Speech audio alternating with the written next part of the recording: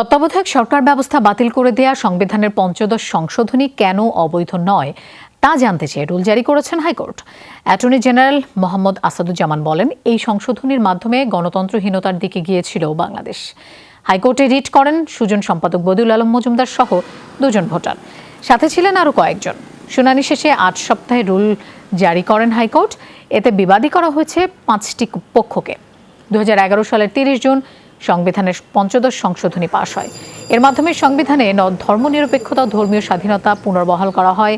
তাছাড়া রাষ্ট্রীয় মূলনীতি হিসেবে জাতীয়তাবাদ, সমাজতন্ত্র, গণতন্ত্র, ধর্মনিরপেক্ষতার নীতি সংযোজন করা হয়। শেখ মুজিবুর রহমানকে জাতির জনক হিসেবে স্বীকৃতিও দেওয়া হয় এই সংশোধনীতে। সে সময়ের রাজনৈতিক প্রেক্ষাপটে তত্ত্বাবধায়ক সরকার ব্যবস্থাও বাতিল করা হয়। জাতীয় সংসদে মহিলাদের জন্য সংরক্ষিত আসন সংখ্যা 45 থেকে 50 করা হয়। সংবিধান বহির্ভূত পন্থায় রাষ্ট্রীয় ক্ষমতা দখলের পথ বন্ধ করা হয়। বিরোধী দল বিএনপির বর্জনের মধ্যেই 291 ভোটে বিলটি পাশ হয়। সর্বাধুনিক প্রযুক্তি ও সেরা মানের উপাদানে তৈরি আরএফএল চেয়ার, ক্ষমতার নয় সমতার চেয়ার। বেসিক স্ট্রাকচারে হিট করেছে পঞ্চদশ সংশোধনী। সংবিধানের মৌলিক কাঠামোটা পরিবর্তন করে দিয়েছে। এই সংশোধনের মধ্য দিয়ে গণতন্ত্রহীনতার দিকে বাংলাদেশ এগিয়েছে। এই সংশোধনের মধ্য দিয়েই বাংলাদেশের বিচার ব্যবস্থায় এক ধরনের হস্তক্ষেপের পরিস্থিতি তৈরি হয়েছে সরকারের। পঞ্চদশ সংশোধনী পাশ করা হয়েছে সম্পূর্ণ স্বেচ্ছাচারিতার ভিত্তিতে এবং মিথ্যাচার, জালিয়াতির মাধ্যমে।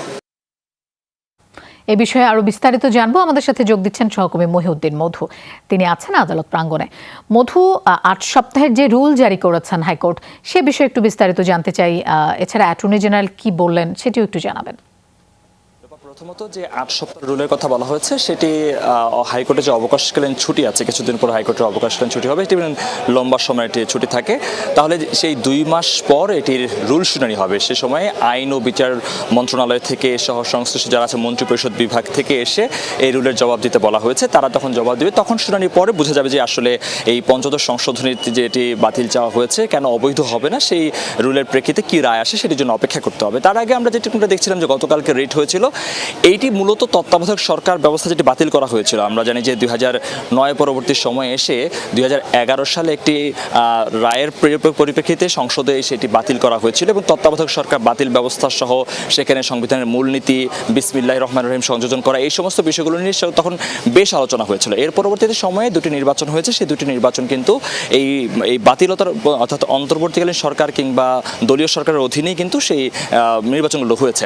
এই 2টি নির্বাচনকে নিয়ে কিন্তু প্রশ্নবিদ্ধতা তৈরি হয়েছে। সেটিকে চ্যালেঞ্জ করেই সুজনের পক্ষ থেকে বদিউল আলম মজুমদার সহ 5 জন, সেখানে 2 জন ভোটার সহ তারা যুক্ত করেছেন এবং তাদের রিটকারী আইনজীবী আজকে তারা বলেছেন যে এটির মাধ্যমে দলীয় সরকার ক্ষমতা থেকে স্বেচ্ছাচারিতার মাধ্যমে এবং অন্যান্য যে ব্যবস্থাগুলো রয়েছে সেগুলোকে একদম কলুষিত করা হয়েছিল, যার ফলে এটিকে অসাংবিধানিক বলা হচ্ছে তাদের পক্ষ থেকে।